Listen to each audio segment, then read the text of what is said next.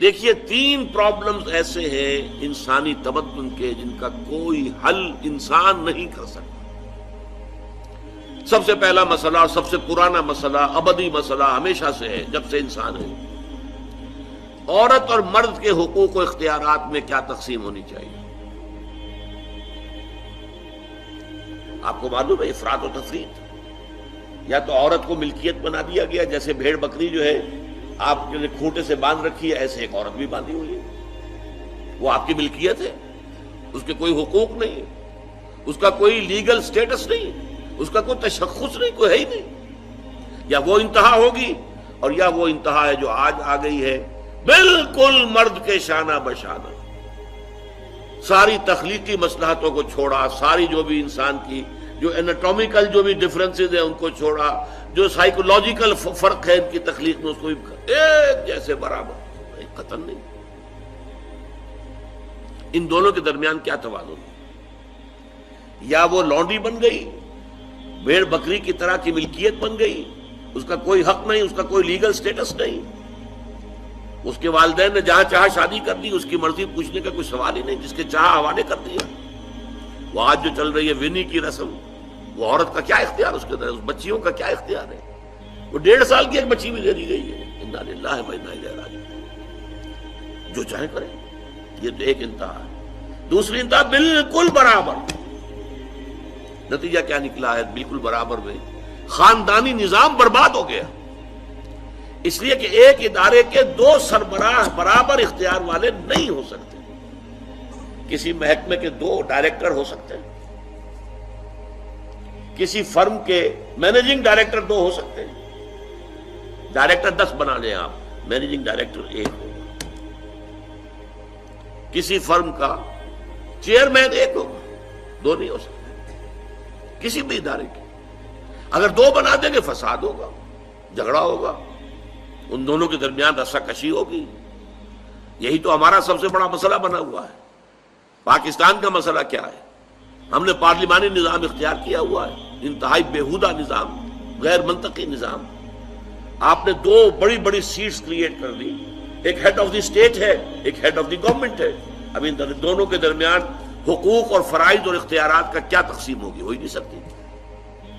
یا سارا کچھ صدر کے پاس جائے گا اور وزیر اعظم جو ہے وہ جونیجو کی مانند وزیر اعظم بن جائے گا، یا سارا کچھ وزیر اعظم کے ہاتھ میں ہوگا اور صدر جو ہے چودھری فضل الہی بن جائے گا، کہ جس کو وہاں ان کی دیواروں پر لکھا گیا تھا رہا کرو انہیں، چودھری فضل الہی کو رہا کرو، یہی ہوگا۔ تو ایک گھر کے 2 جو ہیں 2 سربراہ نہیں ہو سکتے، خاندانی ادارہ تباہ ہو چکا ہے۔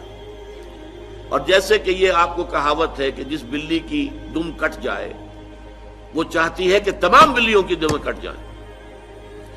یورپ میں، امریکہ میں برباد ہو گیا خاندانی ادارہ، آج وہ تلے ہوئے ہیں کہ مشرق میں اور خاص طور پر مسلمان ممالک میں ابھی اگر کچھ انٹیکٹ ہے یہ خاندانی ادارہ، کچھ خاندانی اقدار ہیں جو برقرار ہیں، کچھ والدین کی عزت اور عظمت اور کچھ ان کا احترام اور ادب اور خدمت کا مادہ ہے جو برقرار ہے۔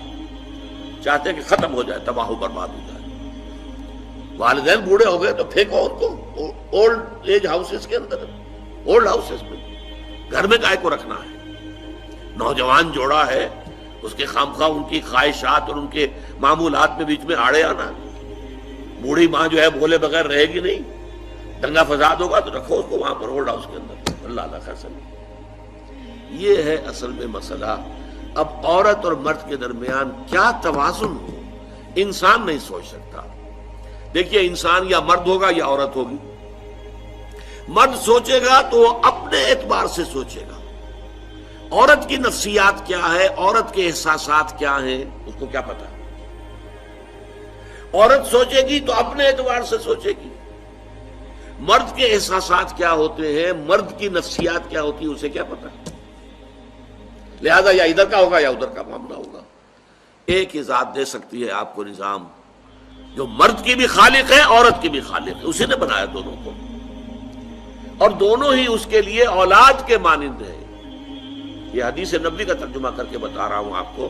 حضور نے فرمایا الخلق عیال اللہ، یہ خلق جو ہے مخلوق ہے، یہ اللہ کے کلبے کے مانند ہے۔ تو مرد بھی اللہ کے اس کنبے میں شامل ہے، عورتیں بھی شامل ہے. اس نے نظام دیا، شادی بیاہ کے یہ قوانین ہونے چاہیے، طلاق وغیرہ کا یہ مسئلہ ہونا چاہیے. یہ سارا ضابطہ جو دیا ہے وہ اس لیے دیا ہے کہ یہ انسان اپنے ذہن سے نہیں سوچ سکتا. آج تباہی آ گئی ہے مغرب کے اندر، شادی کرنا ہی نہیں چاہتے. We are living together. شادی کریں گے تو نتیجہ پتہ ہے کیا نکلتا ہے؟ آپ نے اپنی بیوی کو طلاق دی، سب سے پہلے تو یہ کہ آدھی پوری آپ کی جو ملکیت ہے اس کا آدھا حصہ دے دیے اسے. نمبر 2، گھر اگر آپ کا اپنا ہے تو اس میں بیوی رہے گی، آپ نکل جائیے یہاں. کوئی مرد اس کو قبول کرنے کو تیار نہیں تو وہ شادی کرتا ہی نہیں. اور عورت کی ضرورت ہے، لہذا عورت بغیر شادی کیے بھی اس کے ساتھ رہتی ہے، بچے پیدا کرتی ہے. بٹ وداؤٹ میرج جو بچے پیدا ہو رہے ہیں حرامی بچے. تو پچھلے سال صدر کلنٹن نے کیا کہا تھا؟ اس کا جو اپنا خطاب تھا نیو ایئرز ڈے کا، وہ خطاب کیا تھا؟ ان قریب ہماری قوم، امریکن قوم کی اکثریت حرام زادوں پر مشتمل ہوگی. یہ حرام زادہ ترجمہ کیا ہے میں نے، بورن وداؤٹ ویڈ لاک، شادی کے بندھن کے بغیر پیدا ہونے والے.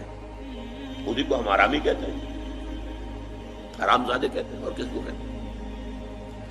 اچھا، دوسرا مسئلہ، پہلا مسئلہ تو یہی ہے، پرانا بہت ہے، قدیم ہے. دوسرا مسئلہ، ایک ریاست ہے، ایک نظام ہے، اس کے کچھ اختیارات اور حقوق ہونے چاہیے. ایک عوام ہے، ان کے کچھ اختیارات ہونے چاہیے. عوام چاہیں گے زیادہ سے زیادہ آزادی ہمیں ملے، ریاست چاہے گی زیادہ سے زیادہ اختیار ہمارے ہاتھ میں ہو. اب جو کچھ ہو رہا ہے ترمیمات کے ضمن میں کیا ہو رہا ہے؟ ایک طرف جو ہے مشرف صاحب چاہتے ہیں زیادہ سے زیادہ اور طویل سے طویل میرا دور اقتدار ہو اور اختیارات جو ہے میرے ہاتھ میں آ جائے، گھنٹہ گھر بن جاؤں میں فیصلہ بات کروں. ساری کوشش ان کی ہے. اور یہ ARD وغیرہ کیا کر رہی ہے؟ نہیں، حقوق عوام کے ہاتھ میں آنے چاہیے. اب اس میں بھی توازن کیا ہو؟ یا ٹوٹلیٹیرین سٹیٹ وجود میں آ جاتی ہے جو رشیا میں تھی، USSR میں تھی، عوام کے کوئی حقوق نہیں، no freedom of speech, no freedom of association. نہ تم اپنے خیالات کا اظہار کر سکتے ہو، نہ تم کو جماعت بنا سکتے ہو. یہ نظام تھا. کام کرو، ویجز لو، بس اللہ اللہ خیر صلی اللہ. حیوانوں کی طرح پر کہ صرف راتب دے دیا جائے گا، باقی تمہیں کوئی تمہاری ایکسپریشن، کوئی اپنے خیالات کا اظہار، کوئی فریڈم آف ایسوسیشن نہیں. امریکہ دوسری انتہا پر، مادر پدر آزاد. 2 مرد شادی کرنا چاہتے کر لیں، ایک مرد بیوی ہو جائے گا اور ایک مرد شوہر ہو جائے گا. لیگلی قانون کے نزدیک ریکگنائزڈ ہوگا. ایک آزادی کی وہ انتہا. گیز، ہومو سیکشولز، وہ وہاں جلوس نکالتے ہیں، بڑے ٹھاٹ سے نعرے لگاتے ہوئے گزرتے ہیں. وہ ہنستے ہیں، ہم لوگوں پر ہنستے ہیں، یہ پاگل لوگ ہیں یہ جو اس کو ہومو سیکشولیٹی کو بری شے سمجھتے ہیں. اور نیو یارک کا جو میئر ہے وہ لیڈ کرتا ہے پروفیشن. کیوں کرتا ہے؟ اسے اگلا بھی الیکشن لڑنا ہے اور گیز کے ووٹس بہت ہیں. اس سے اندازہ کیجئے کہ کتنی پرسنٹیج وہاں گیز کی ہو چکی ہے، ہومو سیکشولز. یہاں تک کہ طے کر دیا گیا ہے مذہبی میدان میں بھی گیز کو اجازت ہے، وہ پادری بن سکتے ہیں. گیز ہیں، ہومو سیکشولز ہیں. فطرت کے خلاف کام، یا وہ آزادی ہے؟ تو کہاں ہے بیلنس؟ انسانی ذہن کے لیے ناممکن ہے اس بیلنس کا تلاش کرنا. نمبر 3، سرمایہ اور محنت. پروڈکشن جو بھی ہوتی ہے 2 چیزوں سے ہوگی. سرمایہ دار تھا، اس نے کارخانہ لگایا ہے، اتنے کروڑ روپے لگا دیے ہیں، یہ کیا ہے، وہ کیا ہے، یہ سرمایہ ہے. لیکن وہ کیا کر لے گا اکیلا؟ 10,000 آدمی کام کر رہا ہے، لیبر ہے. اب جو کچھ بھی بن رہا ہے، جو پروڈکٹ بن رہا ہے اور جو اس سے آمدنی ہو رہی ہے، اس میں دونوں کے حصہ ہے، لیبر کا بھی حصہ ہے اور سرمایہ کا بھی حصہ ہے. لیکن منافع میں کتنا حصہ سرمایہ کا ہوگا، کتنا لیبر کا ہوگا، کون طے کرے گا؟ یا تو سرمایہ داری بن جائے گی، سب میں تو آپ کو 10 روپے دے سکتا ہوں ڈیلی ویج، منظور ہے تو کام کیجئے ورنہ چاہیے دفع ہو جائے گی. اور بہت سے آپ کے بھائی موجود ہیں جو 10 روپے پر کام کرنے کے لیے تیار ہو جائیں گے. ساری دولت سمٹ کر جا رہی ہے کارخانے دار کے ہاتھ میں۔ کیپٹلزم جو کیپٹل ہے، جو سرمایہ ہے، اصل جو ہے دولت اسی کی طرف، روپے کو روپیہ کھینچتا ہے، پیسے کو پیسہ کھینچتا ہے۔ لہذا امریکہ میں آپ کو ایسے لوگ مل جائیں گے جنہیں اپنی دولت کا اندازہ نہیں ہے کہ کتنی دولت ان کے پاس ہے، بلینز آف ڈالر کا ایک ایک چیک لکھ سکتے ہیں، اور یہودی ہے وہ۔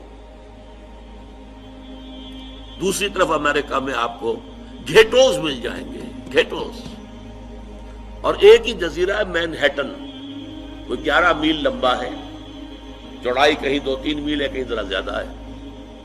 اس کے ساؤتھ میں جہاں یہ 2 بڑی بلڈنگیں کھڑی تھی جو گرائی ہیں، جو بھی تھے دہشت گرد، یہاں پر یہ اس کا ریچسٹ حصہ ہے، پوری دنیا کی دولت یہاں جمع ہے، سارے بینک وہاں ہیں۔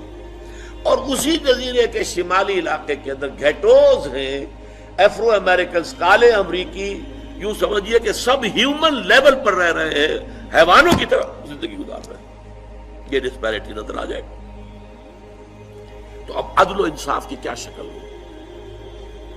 یا وہ ہے جو رشیا میں اور USSR میں تھا، یا یہ ہے جو امریکہ میں اور اس کے الائز کے اندر ہے۔ یہ ہے وہ مسئلہ جہاں انسان ہاتھ جوڑ کر، گھٹنے ٹیک کر اللہ سے دعا کرنے پر مجبور ہے، اے اللہ تو نے مجھے فطرت سلیمہ بخشی، اے اللہ تو نے مجھے عقل سلیم سے نوازا، اے اللہ میں نے تجھے پہچان لیا کہ کل شکر اور کل ثنا کا مستحق تو ہی ہے، اے اللہ میں نے تجھے پہچان لیا کہ تو تمام جہانوں کا پروردگار اور مالک ہے، اے اللہ میں نے تجھے پہچان لیا جزا و سزا کے دن کا مالک و مختار مطلق تو ہے، اے اللہ میں نے طے کر لیا ہے تیری ہی بندگی کرتا ہوں اور کروں گا، اور تو ہی سے مدد چاہتا رہوں گا، لیکن اے اللہ میں مجبور ہوں، میری عقل جو ہے میرا ساتھ نہیں دیتی، کروں کیا، چلوں کس راستے پر، کون سے راستے پر؟ یہ عملی حصہ ہے دین کا، وہ سارا تھا فکری، نظری، ایمانی حصہ، الحمدللہ رب العالمین الرحمن الرحیم مالک یوم الدین، یہ کیا ہے؟ یہ ایمانی، فکری، نظریاتی حصہ ہے۔ عملی حصہ کیا؟ اہدنا الصراط المستقیم، ہمیں سیدھے راستے کی ہدایت بخش، صراط الذین انعمت علیہم، راستہ ان کا جن پر تیرا انعام ہوا، تیرے پسندیدہ بندے جو ہوئے، غیر المغضوب علیہم، جو مغضوب علیہم نہیں ہوئے، ان پر تیرا غضب نہیں آیا، غصہ نہیں آیا، ولا الضالین، اور نہ ہی وہ سیدھے راستے سے بٹ گئے۔ یہ ہے سورہ فاتحہ کا مقام۔ گویا کہ اصل میں یہاں پر قرآن مجید، اس کے اصل مخاطب کون ہے؟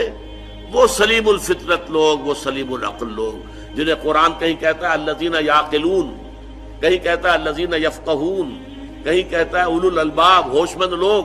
یہ وہ لوگ ہیں کہ قرآن مجید اصل میں ان سے مخاطب ہے، اور وہ خود سفر طے کر کے اللہ کی ذات تک، معرفت خداوندی تک تو پہنچ گئے ہیں، لیکن اب عملی زندگی کے اندر رہنمائی کے لیے درخواست کر رہے ہیں، اہدنا الصراط المستقیم صراط الذین انعمت علیہم غیر المغضوب علیہم ولا الضالین۔ یہی وجہ ہے کہ فوراً سورہ بقرہ شروع ہوتی ہے، الف لام میم ذالک الکتاب لا ریب فیہ ھدی للمتقین، یہ ہدایت ہم تمہیں دے رہے ہیں۔ یہ قرآن جواب ہے اس دعا کا، اہدنا الصراط المستقیم صراط الذین انعمت علیہم غیر المغضوب علیہم ولا الضالین، آمین۔